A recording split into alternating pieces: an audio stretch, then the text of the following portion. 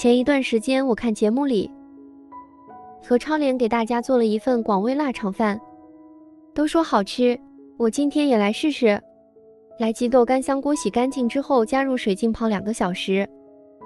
洗干净的腊肠放锅里蒸20分钟，再来切点洋葱碎，泡过的香菇也把它最后切成碎。蒸好的香肠给它切成小块，锅内倒入适量的食用油，放入洋葱丁、香菇碎还有腊肠，先给它翻炒一下，炒出香味，再来1勺生抽、1勺蚝油、适量的盐，再翻炒一下，炒到8成熟就可以了。把淘洗干净的大米放入电饭煲内，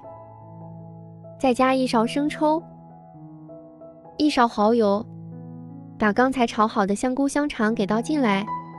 倒入泡香菇的水，没过时才一点点就可以了，直接给它蒸熟。打开盖子之后就有一股浓浓的香味，先给它搅拌一下，盛出来就可以直接吃了。我以前从来没有吃过煲仔饭，因为我看它的颜色就没有食欲，但是我今天做完吃了一口之后，真的刷新了我的所有想象。原来煲仔饭可以这么好吃，真的是太香了。